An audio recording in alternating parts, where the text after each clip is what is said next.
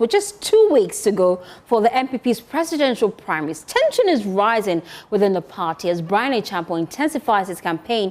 He's in the campaign trail in Ningo Pram here in the Greater Accra region. He claims that he's the only candidate to have visited all 275 constituencies in the country. We'll interrogate that further here on the Pulse. Acheampong's camp insists that he's the most complete candidate. In fact, he likens himself to Kibo Gari, a mixture of everything, while challenging rivals including Samuel Abujinapo to explain why thousands who voted for them in the past have shifted support away from Dr. Mahmood Bawumia. Well, the Flagbearer hopeful highlights regional disparities, claiming that despite not winning seats in the Upper West region, the Upper East and Savannah region, his parliamentary candidates collectively outperformed Dr. Mahmood Bawumia. Listen to him today when he was engaging some delegates. We'll be right back to have a conversation here on the Pulse. All the parliamentary candidates' votes, they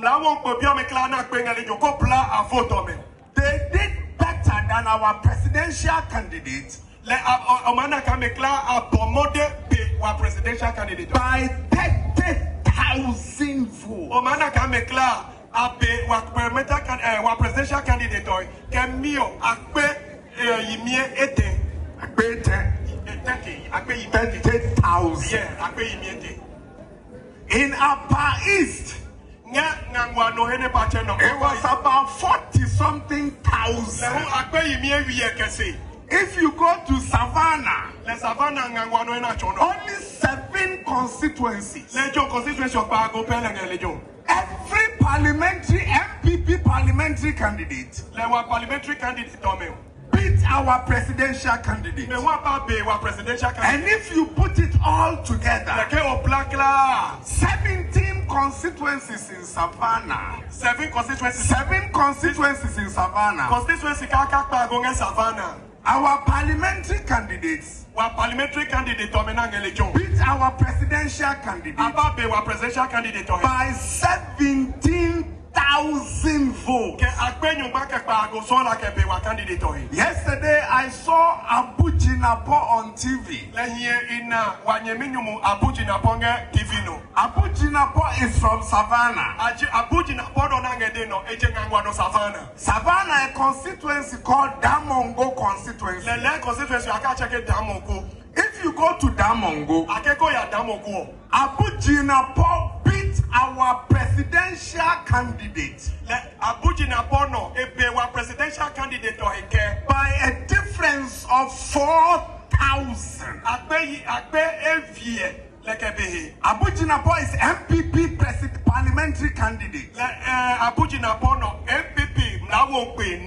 So it means that 4,000 people voted for Abujinapo in Damongo. And when they got to our presidential candidate Bawumia, they walked away. Well, thankfully, I have Yao Opoku Mensah. He is spokesperson for Dr. Yao Adutwum. I also have with me a spokesperson for Bryan Acheampong in the studio. He is going to be joining the conversation as we just look at some of the key things that have come up today. We're also going to be interrogators of the claims made by Dr. Bryan Acheampong as we look at how this would pan out. I have with me Eric Amwakuchum, his spokesperson for Bryan Acheampong. Well, thankfully, I have them in the studio. Hello, gentlemen. Hello. Hello.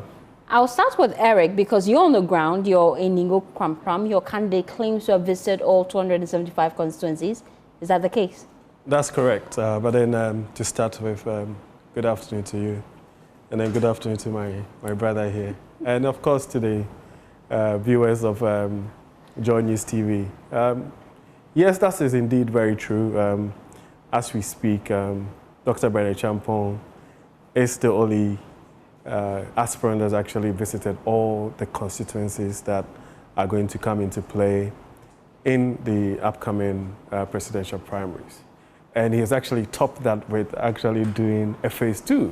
And so this phase 2 is actually is a zonal campaign that's bringing together on average 3 or 4 constituencies and also touching base with the with the grassroots. And then, of course, amplifying the message, because some of the constituencies that we went to, it was very clear that they wanted a round two.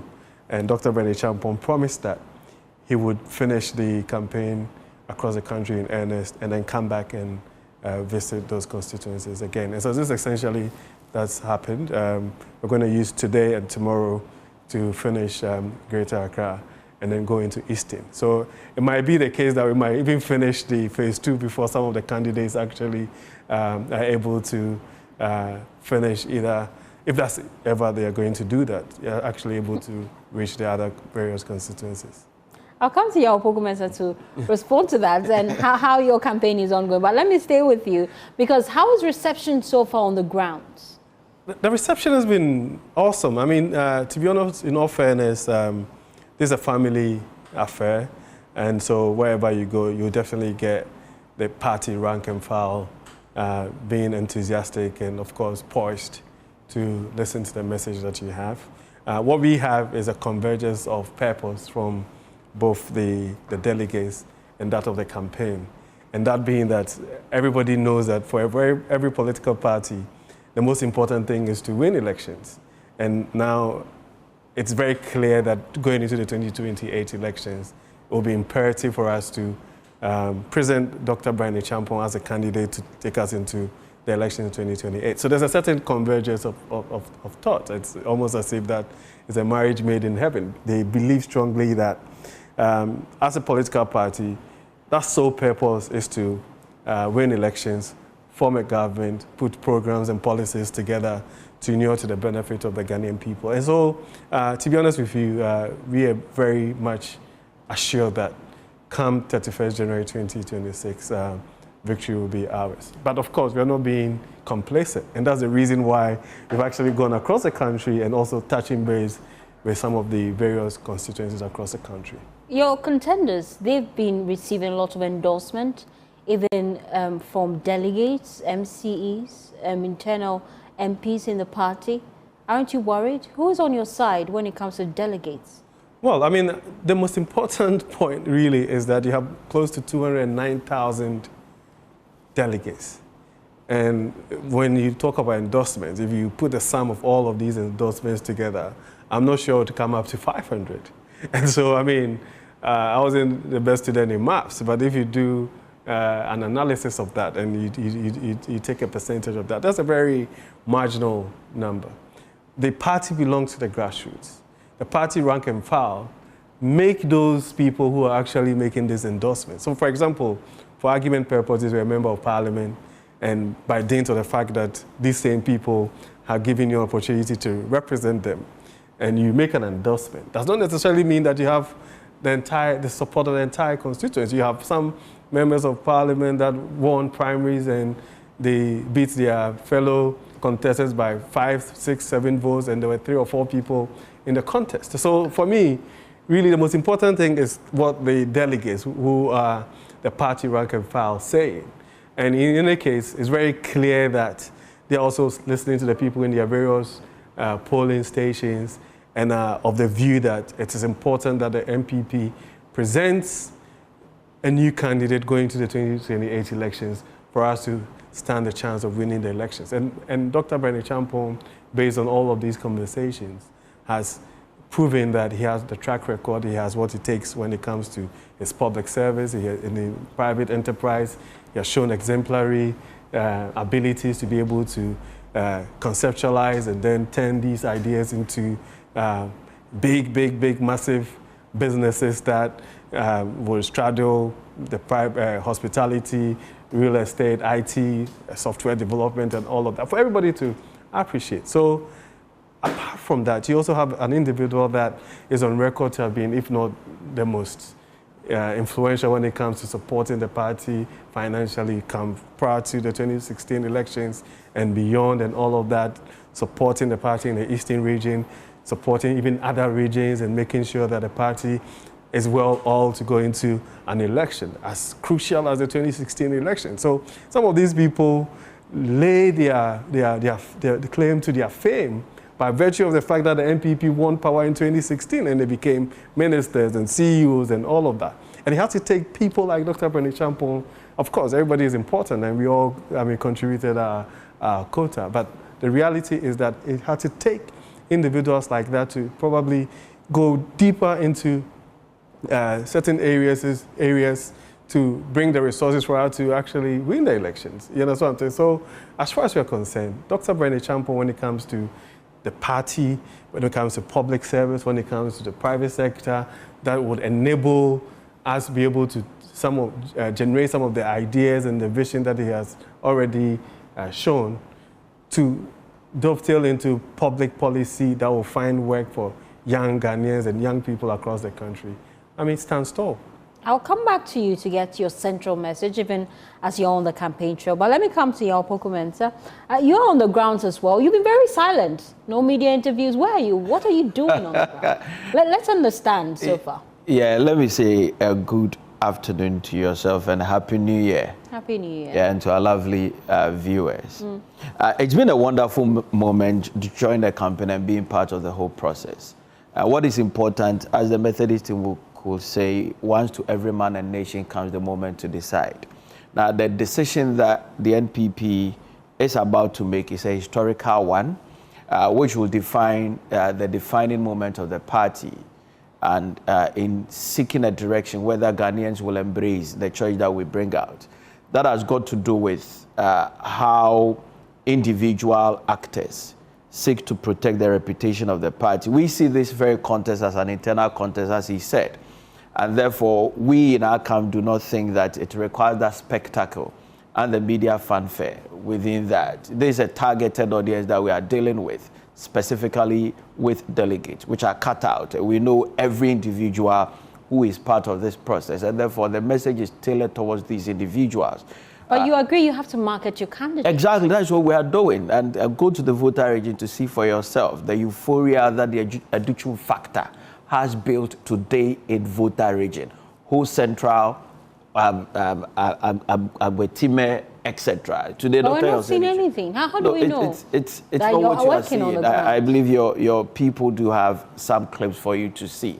The report has always been with what the media brings out.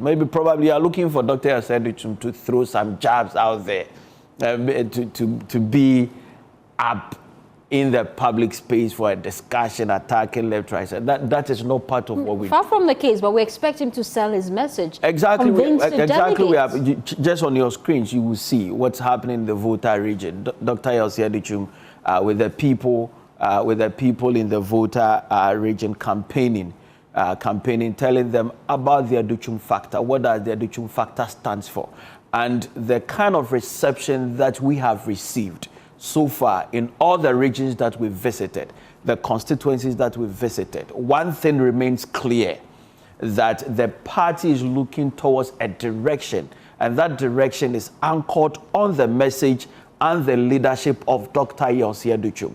The message that is bringing the hope back to the rank and file of the party, the message that is building the space and renewing the confidence in the party people that indeed we can do it and win power back to the NPP in 2028.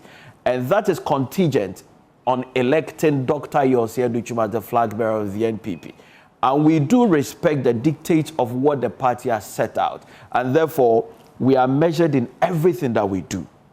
We are measured in the sense that we are careful in dealing with the whole system, ensuring that the message that we are giving out is a bread and butter issue, messages that gives back the confidence and the motivation, the hope back to the masses. What's your central message? The central, we are waging war against poverty.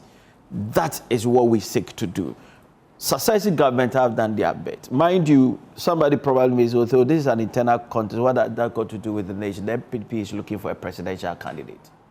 How will you wage war on poverty? That's the question. Now, we are waging a war against poverty on the basis of the policies and programs that we seek to bring on board to alleviate the people from the poverty that we find ourselves. We believe poverty is local.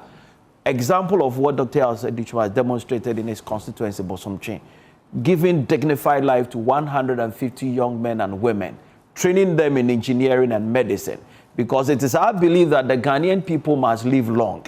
We don't want a situation whereby you walk in our vicinities and you see 45 years written, call to glory. What is glorious about somebody called to eternity? You ask yourself, what should we have done better to ensure that the average Ghanaian live longer? By so doing, we seek to bring on board mobile medical services. You sit in the comfort of your home, and a medical doctor and a nurse assigned within that vicinity visit you to do primary checks on you before any escalation of what will lead you into the hospital. So you wouldn't see a nurse coming in there just on the basis of coming to do immunization. No. The Brazilian experience must be replicated in this country. And again, with his famous quote, we must engineer ourselves out of poverty. How then do we do that? We need to give dignified life, dignified training element to our young men and women to be able to catch up and match up with what is happening in the world. Look at what is happening all over. The Singaporeans, look at what is happening in Vietnam. 10% of the entire population every year produced into the engineering space. By so doing, you tilt the fortunes of what we see now in every home. That is why we are pledging and telling delegates that every year Dr. Osei Adutwum seeks to train 100 engineers from the constituencies, 20 medical doctors as part of the build-up, so that we build a strong fundamental element in ensuring the socio-economic development of what we aspire for is well achieved. We cannot do that. How many delegates are on your side? Come again? How many delegates are on your side? The rank and file of the party is on our side. And that is why... You have a number. The number has in what? The entire delegates. My brother is on our side. My brother Which your brother? He's a party member. He is on our side. Just that he's working for Bryan. Bryan. Yeah, he's working for Bryan, but he's on our side. That's what the spectacle see. That is what the spectacle see. But the D-Day on the 31st of January, I am assuring you, the party people are listening to me, the public will be my witness, that there will be only one declaration. The declaration of Dr. Osei Adutwum as the flag bearer of the NPP. Now, what is astonishing, you know what? Very interesting you make that point. I'll come to you. Before you go. Just I'll come back to you because there's a lot to talk about there. I'll be putting together some of the key concerns that have been raised, especially with, I'm sure you've seen a lot of polls by Global Info Analytics. Oh, yeah, I've seen a lot. And they've been giving you quite shocking numbers, the number of individuals they have sampled. 1%, only 1% on your side. Listen. And so we'll come back to that. I'll come back for your reaction, but let me come to Bryan, the Champo's camp, and find out what their central message is. Yeah, he's my brother, so I'll spare him this one. Okay. And I don't want us to digress. But the reality is that we are in this race because, like I indicated earlier, the party needs an individual that will be able to win us power in 2028. Dr. Bryan Champo is preaching the whole concept of unity, making sure that the party is united, and not just united in words, but then we have a single purpose, and our conviction is to win election in 2028. That will require a certain level of discipline.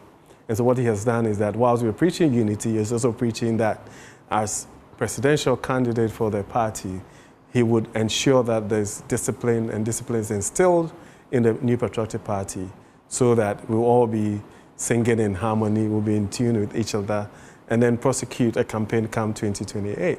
Now, apart from that, I mean, because it's an internal process, everywhere you go, the party rank and file would ask you, so what is in it for us? And he's saying that, yes, you guys are the wheel, you're the people that actually make the party tick. And so Dr. Bryan Champo is saying that whatever it is, whatever benefits that is supposed to accrue to you, whatever resources and logistics that you require to be effective and efficient as a delegate, as a polling station executive, as an electoral area coordinator, as a constituency officer, as a regional officer, these things will come to you directly, so that you'll be able to use that, harness the local knowledge as well that you have to be able to make sure that the NPP triumphs in your community, at your polling station, in your electoral area, and in your constituency or region. So those are the three trust conversations that he's been having with the electorate. Then he talks about his vision. His vision is very broad. He's talking about ensuring that there's security. And when you're talking about security, he's split it into two: national security, ensuring that as a country we have safe borders, we have systems in place to support our security agencies to ensure that the Ghanaian people are safe. For every environment, for every economy to be able to thrive, you definitely need an environment that is peaceful for people to be able to go about their normal duties for that to happen. He's talking about food security by virtue of his tenure as Minister of Agriculture, ensuring that we have systems in place, we put mechanisms in place, adding technology to these things to ensure that we have enough food in this country, we have enough supply of these products, add value, and then of course able to export these things and for us to get the needed foreign exchange that we want. So that is that space. He's also talking about industrialization, making sure that we find ways of adding value like I indicated. Then he's also spoken about infrastructure development, making sure that as a country we invest in humongous infrastructure for the development of this country. So you're talking about issues with our roads, our railways that we've spoken about, other major infrastructure that we are lagging behind even as a continent, so that we'll be able to take advantage of these things, and then our position in Africa as a hub for transport and all of these things. And he doesn't say these things in a vacuum. This is an individual that, on his own accord, through private enterprise, is building an airport that has the longest runway in the world. So it looks very juicy. Yeah, exactly. Outside. This is. Let me make my point. Okay. This is an individual that, on his own accord, through private enterprise, is built the biggest hotel chain owned by an individual in Africa. If you go to Rock City, over 1,000 rooms thereabout.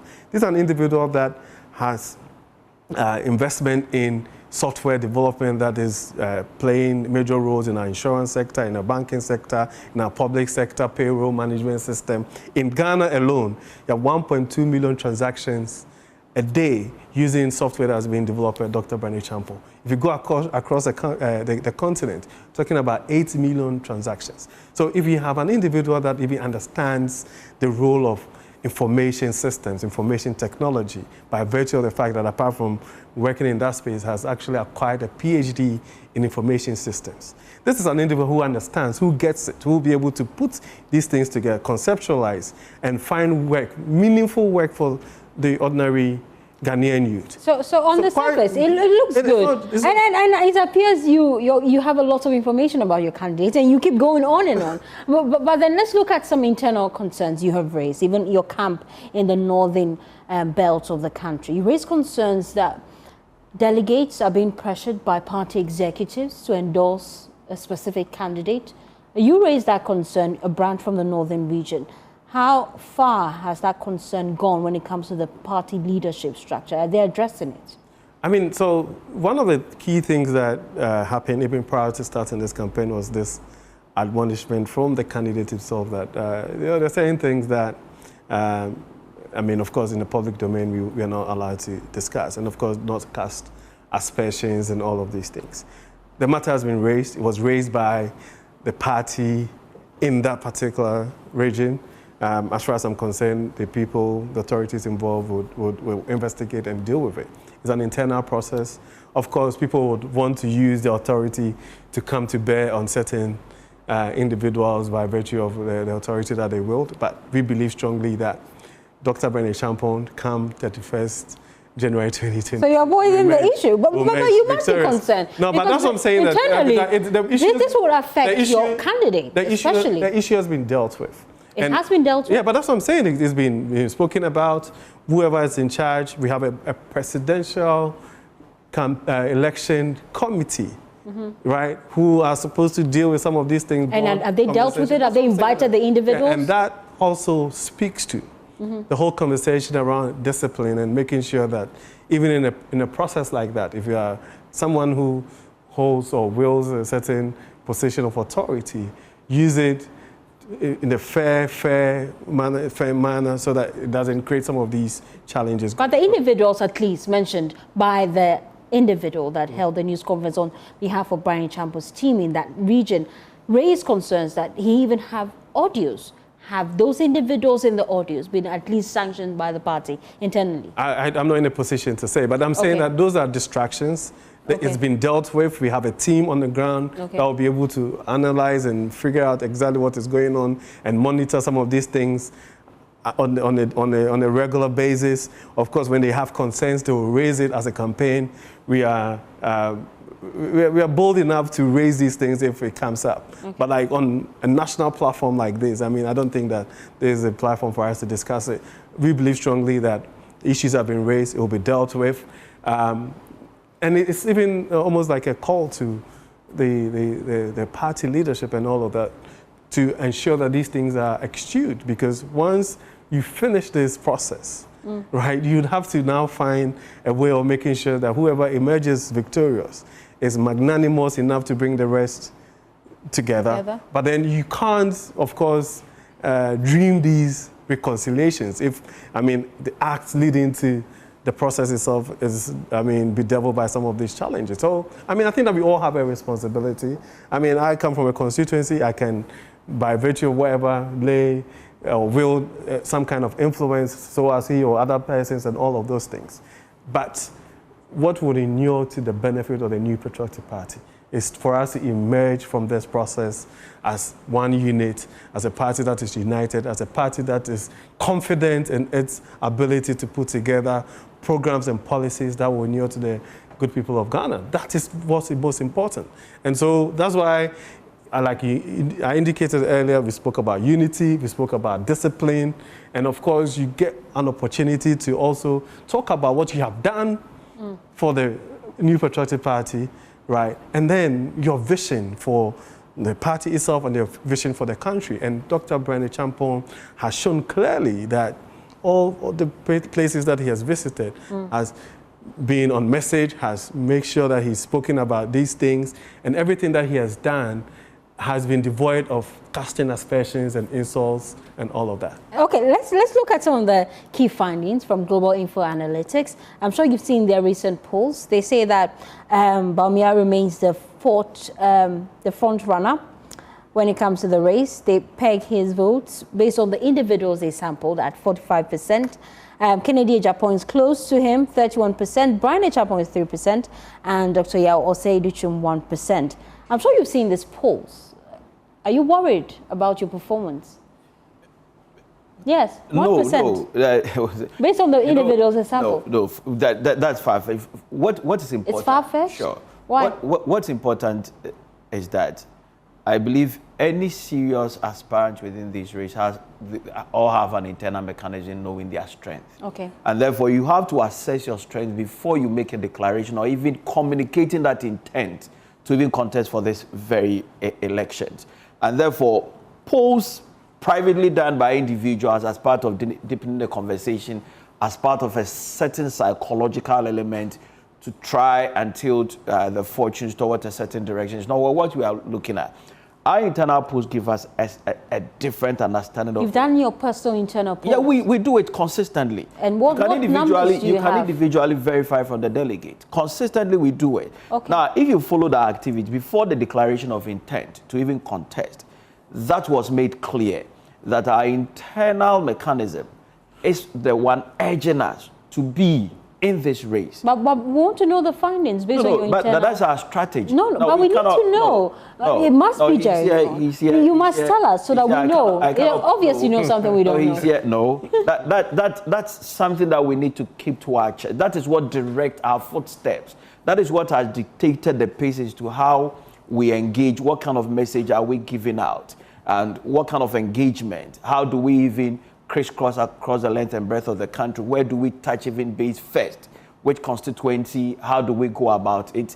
Community entry, etc. Is there anything that's happening within the party or even throughout the campaign that's of concern to Fortunately, I've been part of the flag bearership committee, the elections committee of the party. I've sat in 1 or 2 meetings. Every item which is of concern, we table it before them. Mind you, I indicated to you that this is an internal contest, and therefore we cannot on our own accord be discussing internal matters in the media space. of which it wouldn't even inure to the benefit of the party. Mind you, the ultimate responsibility is to be able to gather all our arsenals and marshal the troops to face the NDC in 2028 and eventually win that elections. And therefore, it's important as a party person, respecting the very structures of the party and ensuring that whatever difficulty you have with regards to the process is taken to the appropriate office. And that is basically what we've done since the day that we declared our intention to be part of this process. And that is what has dictated our pace. And that is why Dr. Osei Adutwum, any material moment he gets the opportunity to canvass or deal with delegates, it is about what he has done, what he is capable of, and what he seeks to bring on board.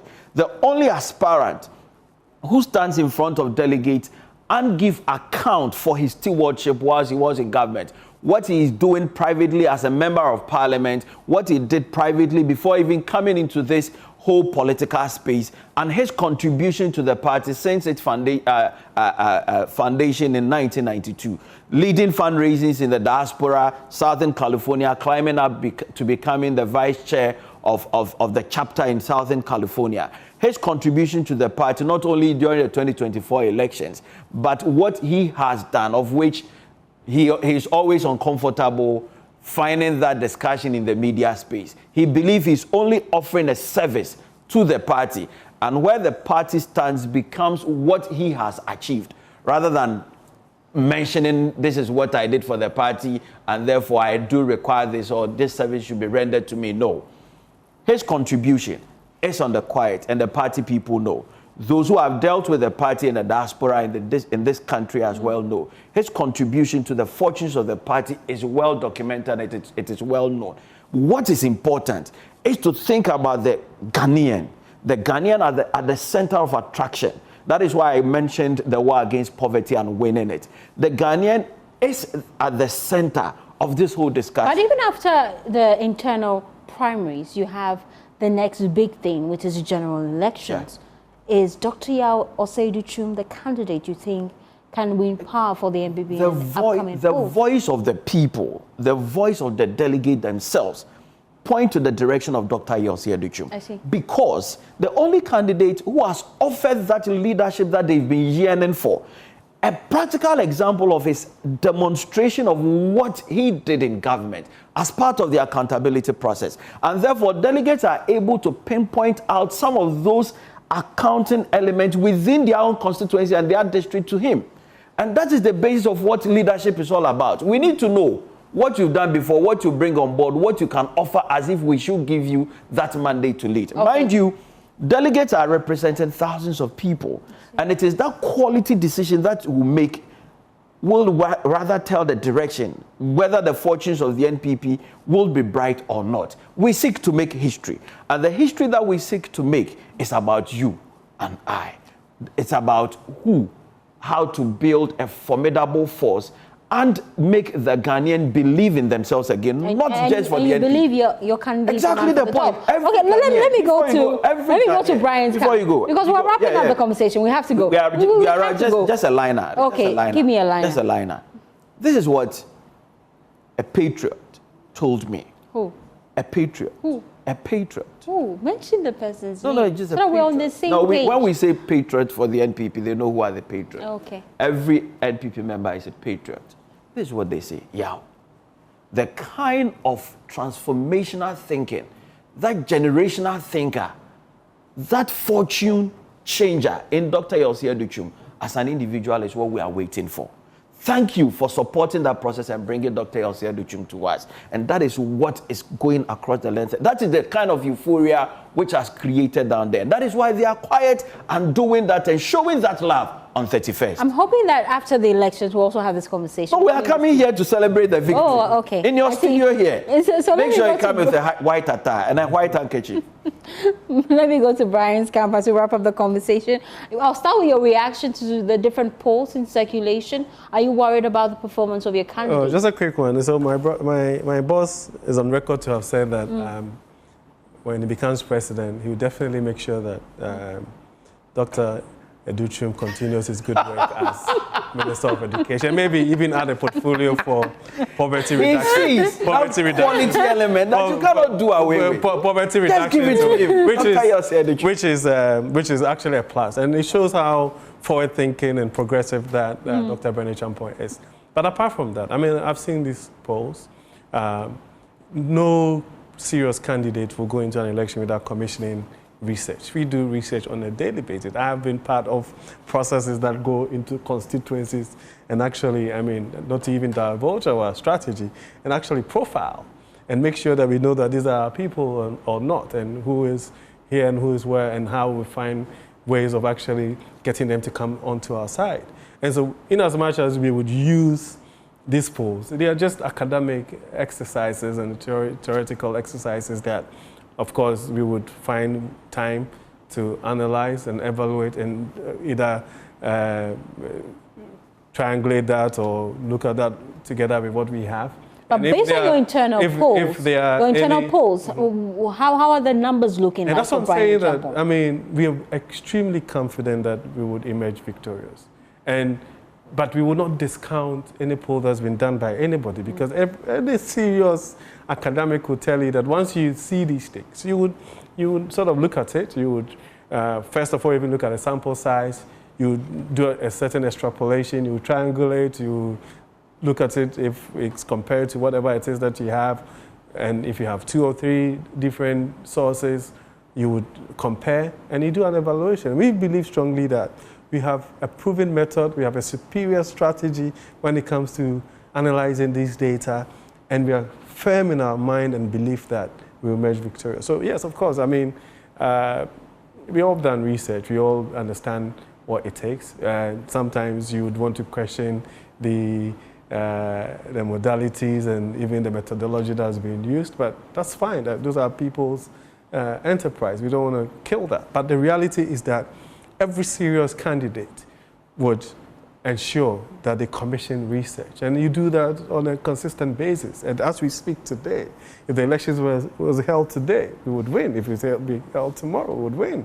If we held on the 31st of January 2026, we will win. I'm looking forward to having this to you after the election. It's also, like I said, it's not just that. This is based on the fact that you have a candidate that has defied logic. You know, so we have people who have contested before, who have tried these things over the period, and nobody has found time to, in record time, 3.5 months. I mean, you were saying that they're in Volta region, and I'll tell you why our resources on the ground are even superior.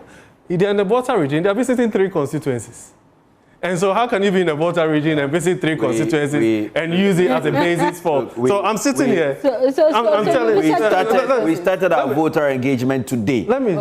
We started our voter engagement today. But let me make the point. We deal with 3 constituencies within a day. Until we are done. Let me make my point. So we started today. No, listen. He made allusions to the fact that they have taken Volta region. And I'm sitting here, and I'm telling you how superior our ground forces. And you've only done 3 constituencies. Listen, how many constituencies have you done? I don't need content of the medicine to be able to know whether I will be healed or not. 30 seconds each, we have to go. 30 seconds. Hold on. 30 seconds. Let him finish. 30 seconds, we have to go. I just use that as an example to tell you how superior our ground game is. And I'm telling you that, of course, this is a friendly contest. When we are done, we would all come together. I'm sure we'll be sitting on this platform now having conversations as to how the NPP has the superior... Should you lose, you would support whoever wins? No, but that's not even a question that you should ask me. We've been part of this process for a long time. And the party remains supreme. Whatever the party brings to the fore as whoever we should support, we will support that person. You understand? So for that, it's not a question. The reality is that the election in 2028 is a totally different election. The dynamics are different. You're going to have young people who are going to be on the roll for the first time. Close to 70% of these people on the roll are going to be people between the ages of 18 and 35. You have a candidate, 53 years old, who has shown exemplary acumen in business, in public service. And all of these things comes to bear when you want to motivate young Ghanaians and tell them that it is possible for a Ghanaian to be able to do all of these things and also put themselves forward to serve. And for us, we believe that it goes beyond politics, but it touches on the very essence of who a Ghanaian is. Mr. Minister, 30 seconds. Oh, 30 seconds, counting now. Now, what we need to understand in this process is that the call for unity, etc., rests on the shoulders of Dr. Osei Adutwum.